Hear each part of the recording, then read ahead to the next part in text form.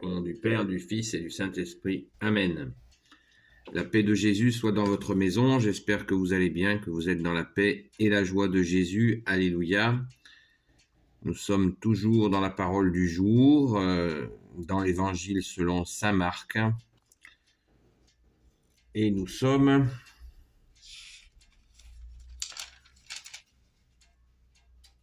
au chapitre 7, versets 24 à 30. Les trois croix pour ceux qui le souhaitent. Alléluia. Merci Jésus. Il va falloir être attentif parce que plus que jamais aujourd'hui, le contexte, la connaissance, la compréhension du contexte est très importante. Jésus guérit la fille d'une étrangère. Jésus quitta cet endroit, se dirigeant vers la frontière de Tyr. Il entra dans une maison bien décidée à ce que personne ne le sache. Mais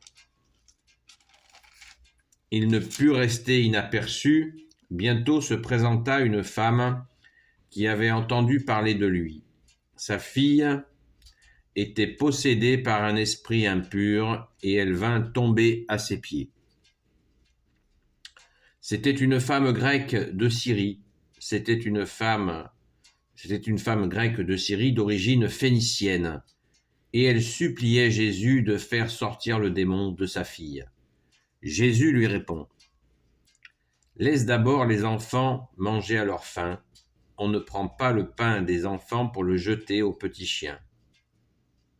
Mais elle réplique : Seigneur, les petits chiens sous la table mangent les miettes des enfants.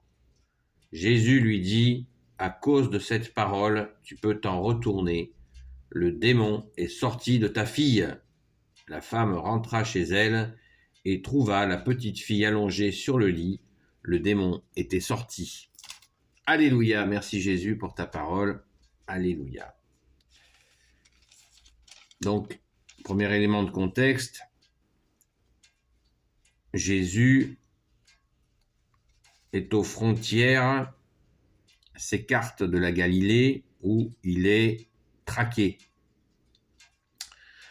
où il est recherché, où il ne peut pas se déplacer librement parce qu'il y en a qui veulent aller plus vite que la musique pour l'arrêter. Et Jésus donc se met un petit peu à l'écart, pensant qu'il sera plus tranquille. Ça, c'est un premier élément. Ensuite, il y a cette parole. Le monde juif de l'époque considérait qu'il y avait eux et les nations. Et leur façon de dire qu'il y avait d'autres, les nations, n'était pas très courtoise, puisque l'appellation qui revenait souvent, c'était qu'il y avait donc le peuple élu et les autres, les chiens. Voilà, c'est une pratique qui était ainsi. D'ailleurs, elle n'est pas finie pour certains, bien sûr. Tous les juifs n'ont pas cette perception, mais ça existe encore. On ne se la raconte pas. Maintenant, le contexte de l'époque, c'était ainsi. C'était vraiment brut. Alors, pourquoi cette phrase de Jésus, quand cette pauvre maman, qui n'est pas juive, hein, donc qui fait partie, vous avez compris de quoi ? Elle fait partie des chiens, pour la plupart des juifs de l'époque, puisqu'elle a un mélange d'origine grecque et phénicien. Et Jésus, bien-aimé Jésus, tu lui réponds, quand elle te demande, elle te suppliait, la parabole dit, elle suppliait Jésus de faire sortir le démon de sa fille, et Jésus lui répond : laisse d'abord les enfants manger à leur faim, on ne prend pas le pain des enfants pour le jeter aux petits chiens. Verset 27. Alors, Jésus, là, se fait l'écho de ce qui se dit sur les non-juifs. Le pain des enfants, c'est quoi le pain des enfants? Eh bien, c'est le pain qui est réservé aux juifs. Et on ne le donne pas aux petits chiens, dit Jésus, donc il se fait l'écho de cette parole. Alors, on se dit immédiatement, comment est-ce possible que Jésus puisse valider une telle horreur, sachant qu'il a été envoyé par son Père pour toutes les nations, hein, aller annoncer la bonne nouvelle, dit Jésus aux apôtres, jusqu'aux extrémités de la terre. Il y aurait là une contradiction? Pas du tout.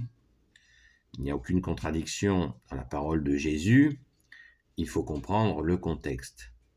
Jésus lui fait cette remarque pour la provoquer. La provoquer en lui disant, tu ne peux pas accéder. Pour la tester, pour voir si elle a véritablement confiance en l'homme qui est en face d'elle, qui est Dieu. Jésus est Dieu qui s'est fait homme. Donc, il faut bien comprendre le contexte. Elle a en face d'elle le Fils de Dieu. Et c'est pas un homme comme les autres. Et il y ressemble, mais je vous ai déjà dit, il devait en imposer. Jésus en impose, et cette femme, toute païenne qu'elle est, elle avait dû sentir, puisqu'elle suppliait Jésus, puisqu'elle lui demande de libérer sa fille, c'est donc qu'elle est convaincue qu'il peut le faire. Et là, Jésus éprouve sa foi, en vérité.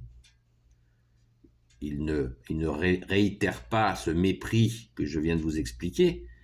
Il éprouve sa foi. Il dit, t'es sûr que tu t'adresses à quelqu'un qui peut le faire, sachant que c'est réservé. Tu le sais. Les païens le savaient. Quand ils côtoyaient des juifs, ils savaient quelle considération ils avaient d'eux. Et là, c'est absolument gigantesque. Là, c'est feu d'artifice. Et cette femme lui répond au verset suivant, verset 28, « Mais elle réplique, « Seigneur, les petits chiens sous la table mangent les miettes des enfants. » Et Jésus craque et Jésus lui dit, « À cause de cette parole, tu peux t'en retourner, le démon est sorti de ta fille. » Waouh! Elle réplique, « Seigneur. » Elle appelle Jésus Seigneur, Jésus qui est Seigneur. Vous voyez, elle fait un acte de foi et d'humilité extraordinaire, parce qu'elle dit qu'elle ne se place pas au même niveau que les enfants choisis, donc le peuple élu. Elle se place en dessous. Elle accepte le jeu, elle accepte la situation. Elle ne se sent pas d'égal à égal. Non, elle se place en dessous. Elle dit, oui, mais les enfants de Dieu, quand ils mangent, ils font tomber les miettes, et les petits chiens, ils mangent les miettes que font tomber les enfants. C'est extraordinaire. C'est d'une humilité inimaginable quand on a compris le contexte de l'époque. Il ne faut pas regarder le contexte de l'époque avec un index, un doigt accusateur, un jugement. C'était ainsi. Cette femme fait acte de foi et d'humilité. Et Jésus guérit sa fille, libère sa fille du démon. C'est magnifique, c'est de toute beauté. Et ça nous montre vraiment l'humilité. Comme je vous le dis quelquefois, l'humilité, c'est l'autoroute de la foi. Et cette femme gréco-phénicienne, païenne, donne un exemple de foi, en s'adressant à Jésus, et bien sûr aussi en l'appelant Seigneur. Et elle lui réplique, je vous l'avais déjà dit il n'y a pas si longtemps, pour que les gens puissent répliquer à Jésus, c'est qu'il devait y avoir, bien sûr, quand on voyait Jésus à l'époque, on voyait la puissance, mais il y avait une humilité. Je vous en avais parlé quand on réfléchissait sur le langage, la façon dont les apôtres s'adressaient à Jésus. Eh bien, cette femme qui ne connaissait pas Jésus lui répond avec humilité, et Jésus fait le miracle. Il guérit sa fille. Alléluia, merci Jésus, c'est extraordinaire. Donc, vous voyez, il nous faut absolument, on ne peut pas faire l'impasse du contexte si on veut comprendre l'Évangile. Merci Jésus, alléluia, merci à tous tes exégètes qui ont fait ce travail extraordinaire, qui ont donné leur vie pour nous rapporter ces réflexions et ces compréhensions. Merci Jésus, tu es notre véritable enseignant, car quand nous lisons et quand nous entendons cette parabole, eh bien, cela nous ramène à une grande humilité. Merci Jésus, alléluia, béni soit le Père, le Fils et le Saint-Esprit, amen. Humilité ne veut pas dire sans volonté, nous en avons la preuve, parce que dans notre monde, souvent humilité égale effacer, non. L'humilité n'empêche pas l'action, bien au contraire, alléluia, merci Jésus par ta grâce. Ô Jésus, toi qui peux tout et qui portes tout, toi le Sauveur, toi l'Emmanuel, je te confie toutes celles et ceux qui regarderont cette vidéo, ainsi que leurs proches, selon ta sainte volonté, ô Jésus. Sainte Marie, Reine des cieux, toi l'Immaculée Conception, toi qui écrases le serpent, toi qui as la lune sous tes pas, toi notre Mère, Notre-Dame. Saint Joseph, toi le juste et le saint, toi le sage, toi la terreur des démons, toi le saint gardien de la Sainte Église catholique et apostolique. Saint Joseph qui était de lignée royale et qui a voulu être charpentier. Voilà, un exemple d'humilité. Merci, grand Saint Joseph. Sainte Marie-Madeleine, notre chère sainte patronne, et vous, tous les saints et saintes, amis de Jésus. Saint Michel Archange, qui est comme Dieu, Saint Gabriel Archange, Saint Raphaël Archange et tes anges guérisseurs, et vous, tous les anges qui servez Jésus, je vous confie toutes celles et ceux qui regarderont cette vidéo, ainsi que leurs proches, selon ta sainte volonté, ô Jésus, notre chère sainte patronne, Sainte Marie-Madeleine, même humilité. Elle était cataloguée de telle ou telle façon, eh bien, elle s'est jetée aux pieds de Jésus, en toute confiance. Alléluia, merci Sainte Marie-Madeleine. La paix de Jésus soit dans votre maison, et je vous dis à très vite.